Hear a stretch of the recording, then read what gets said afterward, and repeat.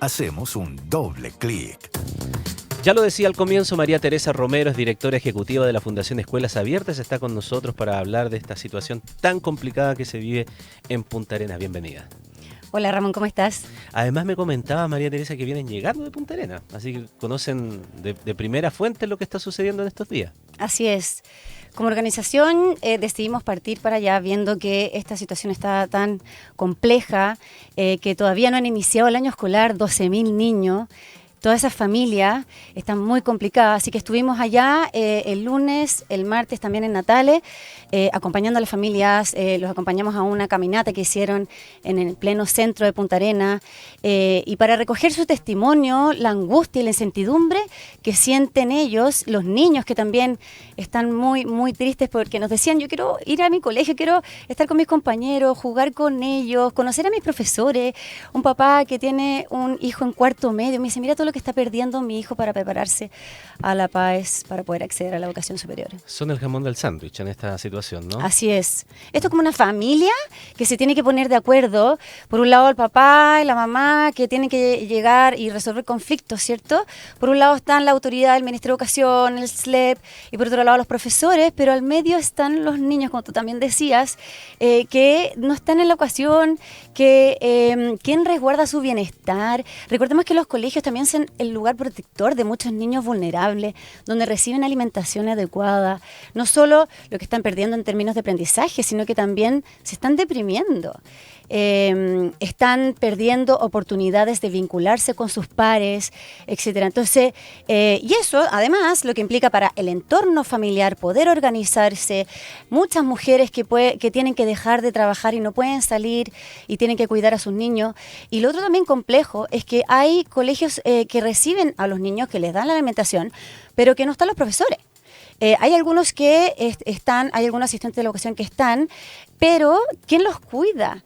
Están a la deriva, en la sala de clase, en el patio.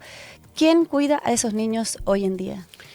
Ahora, María Teresa, ¿a quiénes de este grupo de escolares el diagnóstico de usted le afecta más? Yo sé que a todos en alguna medida, evidentemente, a los iniciales que todavía ni siquiera conocen a sus compañeros, ¿no?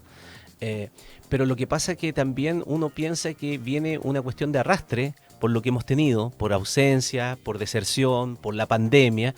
Entonces de pronto uno coloca el foco tal vez en los mayores, no sé, en los que están en cuarto, en quinto, que tuvieron toda esa etapa que pasar por la pandemia y que por lo tanto ya arrastran un problema y que cada día de clases que no tienen es, voy a ser bien con un calificativo bien grande, es dramático no tenerlo, porque no es lo mismo que si hubiesen tenido antes una normalidad en su ciclo escolar, ¿o no? Así es. Y sobre todo, bueno, como tú bien dices, a todos, pero mayormente diría yo a los niños en la etapa inicial, a los niños en preescolar, primero, segundo básico, que tienen que empezar a aprender a leer, a aprender las letras para poder conectarse con el día de mañana la lectura, y tener ese gusto por la lectura y el día de mañana lectura comprensiva.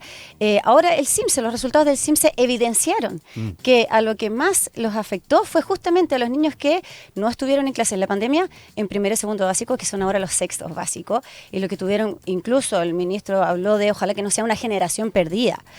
Entonces, mayormente a los niños más pequeños que tienen que aprender a leer y a escribir, que es la base para el resto de todas las otras asignaturas. ¿Qué se puede hacer desde el punto de vista pedagógico con urgencia mientras se supera esto, que uno espera que sea pronto, pero la cosa se ve bien compleja porque las posiciones están bien encontradas? Bueno, nosotros también somos articuladores de otras organizaciones y que vinculamos a otras fundaciones con los apoderados para poder tener reforzamiento, tutorías, mentorías. Pero primero que nada yo diría lo antes posible volver a clases. Nada puede reemplazar ese vínculo profesor-alumno, la clase presencial. Entonces nosotros hacemos un llamado a que en la pandemia lo supimos. Exactamente, eso, ¿eh? ¿Cómo lo comprobamos, y el país que más tuvo sus clases la presencialidad No lo va a reemplazar. Yo soy profesora y he hecho clase 20 años a niños de primero a quinto básico y veía esta situación del drama que iba a pasar sin poder enseñarle bien a mi alumno y lo extrapolé a los niños más vulnerables. Entonces, primero que nada, o sea, hacer un llamado a que ojalá lo antes posible esos niños, esos 12.000 niños estén dentro de las salas de clase.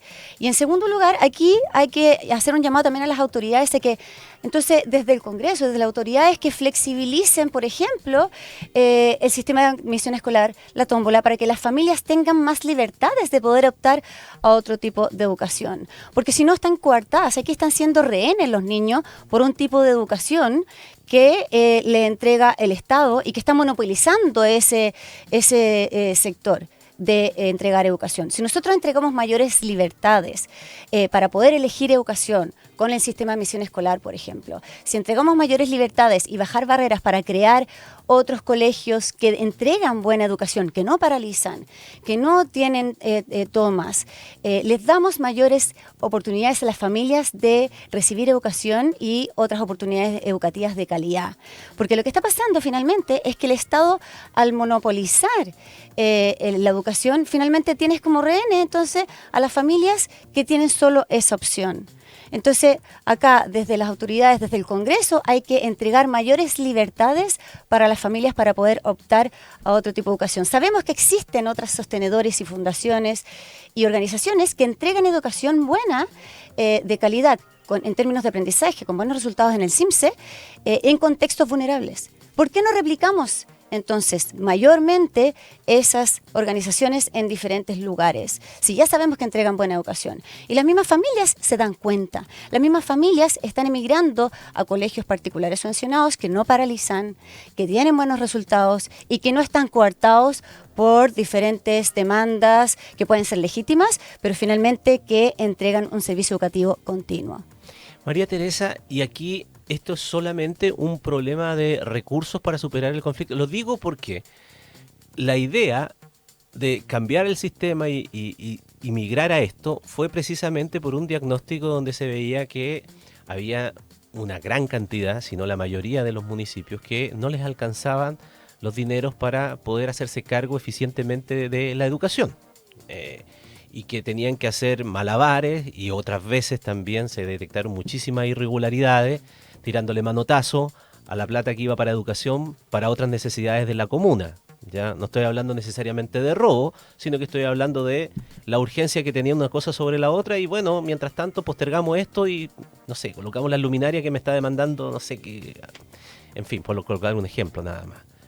Entonces se va a este otro diseño en donde se piensa que puede ser mejor. Pero bueno, ya ha ido avanzando y hemos tenido varios problemas. Ha pasado en el norte y ahora tenemos este problema en el sur. Entonces, ¿es el momento de hacer una nueva reflexión al respecto? Yo diría que sí. La idea de que se separara la educación de las municipalidades y que un ente que específico se encargue de la educación, yo creo que iba en la dirección correcta y que no tenía de repente colores políticos entre medio y conflictos entre medio por las diferentes administraciones. Pero yo creo que hay que, justamente ahora, esto está evidenciando lo importante que es replantearse esta ley, este diseño y esta implementación de los servicios locales de educación pública. Porque en el fondo se están peleando por un lado los alcaldes, por otro lado las autoridades. Entonces, ¿quién tiene la responsabilidad? Se le está quitando la responsabilización finalmente al que está administrando la educación. Entonces, replanteémoslo y entreguemos de repente estas administraciones a organizaciones que ya hacen una buena gestión, realizan una buena administración y que entregan buena educación en contextos vulnerables. Existe la Astoreca, Belén Educa, la CIP, y que realizan una buena gestión en contextos vulnerables. Entonces, ¿por qué no replantear, pensar en que vaya estos servicios locales de educación pública hacia otro tipo de administración en que la alianza público-privada entregan una buena educación sin paralizaciones, sin toma y sin estos conflictos? Pero ahí cuando están estas movilizaciones que son reivindicativas de cuestiones como esta en términos mayoritarios salariales, ¿Lo soluciona? ¿De dónde depende? Porque uno podría pensar que, bueno, en otro lugar, que no sea necesariamente estatal, podría haber también las mismas necesidades y por lo tanto las mismas peticiones. ¿O es solamente por la dependencia lo que hace la diferencia? Yo diría que es la dependencia lo que hace la diferencia porque no hay conflictos políticos entre medio y hay buena gestión. Aquí tienen que haber expertos en gerentes de educación que puedan administrar de manera eficiente y que no haya conflictos políticos entre medio y poner a los niños en el centro. Finalmente, esta nueva ley puso a los niños en el centro, puso a los niños como en primer lugar. Tenemos que apuntar a lo que finalmente es lo más importante, lo que sucede en la sala de clase. Y todas los diseños, implementaciones y nuevas normativas tienen que apuntar a que los niños aprendan bien, a que los niños no tengan suspensiones de clase. Entonces, en ese sentido, tenemos que arreglar diferentes políticas que lo que están haciendo es coartando libertades de las familias para elegir educación, como por ejemplo flexibilizar el sistema de admisión escolar para que las familias tengan mayor opciones de optar, como por ejemplo que se puedan crear colegios particulares subvencionados, que a partir de la ley de inclusión escolar de Bachelet 2 no se pueden crear nuevos colegios particulares subvencionados. Y hay en el Congreso un proyecto de ley que está declarado admisible, que se llama Ley de Escuelas para Todos, que vendría a facilitar la creación de más colegios particulares subvencionados que sabemos que entregan una buena gestión y en 54% de las familias está matriculado en ese tipo de administración. Sabemos que entregan buenos resultados de aprendizaje y que no paralizan como lo está haciendo la educación pública. Ahora, los resultados que se están teniendo es muy pronto todavía la implementación para medir en lo académico qué resultados pueda tener. Lo pregunto porque con los últimos resultados que hemos conocido también del CIMSE siempre se ha puesto un foco. El tratar de ver si hay respuesta respecto de estos cambios donde se han hecho. Entonces, una de las cosas que siempre se miró con harta lupa era, dada la crisis que se vivió en Atacama, los resultados tendrían que haber sido muy, muy malos. Y la autoridad justamente ha mostrado que no fueron tan malos. Y de hecho, que incluso subieron algunos puntos respecto de la medición anterior. Entonces, la pregunta es, ¿funciona? ¿No funciona? ¿Tiene que funcionar mejor? ¿Pero el cambio fue más malo? ¿Fue mejor o no fue mejor? ¿O es muy pronto todavía para decirlo? Yo diría que es muy pronto. Entiendo que todavía no es representativa esa muestra, por un lado. Pero Atacama, que tuvo más de 80 días cerradas sus clases en los servicios locales de educación pública, fue el lugar donde peor fue el resultado de la PAES ese año. O sea, y en términos del CIMSE, yo diría que todavía no es representativo para hacer conclusiones. Pero finalmente, ¿cuáles son las administraciones que han tenido más tiempo sus clases sin paralizar? Y al revés, ¿cuáles han sido las administraciones que han paralizado más sus clases? Los servicios locales de educación pública. Eso es innegable. Ahora, ¿cómo ven ustedes desde la Fundación el trabajo que se está haciendo en cuanto a la priorización de este tema? O sea, a la urgencia y a la visión, no sé, insisto, urgencia en materia pública.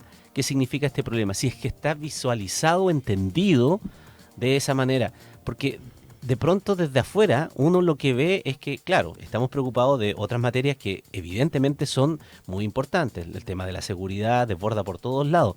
Pero yo no sé si esas urgencias otras nos hacen reflexionar que estas tenían tanta o más importancia que las otras, porque además esta va a tener un impacto en el tiempo. Así es. Nosotros como organización no le vemos ni una urgencia. Vemos que esto no es prioridad. Estuvimos allá y escuchamos los testimonios de las familias, de las mamás, de los niños, angustiados y en incertidumbre, pensando cada vez más cómo poder visibilizar su situación hacia Santiago. Entonces nosotros como organización decidimos estar allá para amplificar la angustia de las familias hacia el nivel central y que se ponga como prioridad que 12.000 niños todavía no están yendo al colegio y todas esas familias no pueden poder ir a trabajar tranquilamente, etcétera, y todo lo que implica.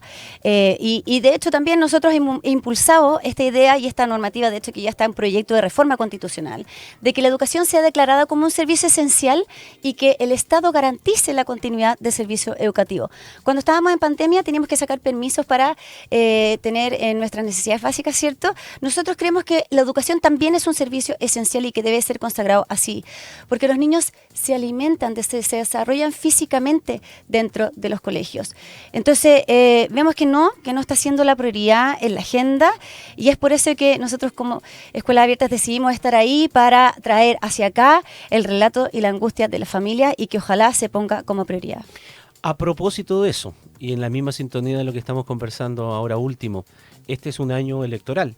Por lo tanto, saltan muchos temas sobre la mesa que son necesarios interpelar a quienes tienen aspiraciones de administrar los destinos de este país. Por lo tanto, el tema educacional, ¿cómo lo avisoran que va a estar presente? Dado este contexto en donde hay otras prioridades y si ustedes u otras fundaciones o quienes están trabajando en la educación están haciendo tal vez una mirada coordinada de colocar estos temas y que estén presentes y que los candidatos se manifiesten y se comprometan. Ojalá los candidatos de todos los colores pongan esto como prioridad a los niños en primer lugar y que declaren la educación esencial, porque si queremos mejorar en lectura, si queremos mejorar en términos de aprendizaje, si queremos disminuir violencia, la convivencia que están teniendo los colegios hoy en día, sabemos lo compleja que está. Muy compleja. Muy compleja. Entendemos que la seguridad es la primera prioridad hoy en día, pero finalmente la educación es lo que también te lleva a tener buena convivencia, a tener empatía por el otro, a respetar, etcétera. Entonces, en términos de si queremos poner a los niños en primer lugar, entonces póngale ojo a lo que está sucediendo en Punta Arenas, póngale ojo en cómo ir solucionando la implementación de los servicios locales de educación pública y póngale ojo a que las familias tengan la real opción de poder elegir y que se pueda proveer educación de manera más libre. Muy bien. María Teresa Romero, directora ejecutiva de la Fundación Escuelas Abiertas, que viene llegando de Punta Arenas, donde tenemos este tremendo problema de que no se ha iniciado el año escolar por las movilizaciones que todavía están en marcha. Estamos hoy día 28 de marzo, me perdí ya, hoy día 27. Yo creía que estaba terminando ya. 27 de marzo, María Teresa, y todavía no tenemos clases en Punta Arenas. Así que también nuestra solidaridad, nuestro cariño a quienes nos escuchan en Punta Arenas, a las familias que están preocupadas por esto, y ojalá pronto se puedan resolver los problemas. Y en la medida que son urgentes, pero lo primero es volver a clase. Después podremos seguir conversando todos los otros temas, pero lo primero es volver a clase. Imagínate, de ahí hablemos de calidad, pero primero, todos los días, todos los niños, todas las escuelas abiertas. Gracias por estar con nosotros. Muchas gracias a ti. Doble clic. Como siempre les digo, todos nuestros temas siempre quedan disponibles para ustedes, para revisitarlos, para compartirlos en nuestro sitio web y en nuestra aplicación.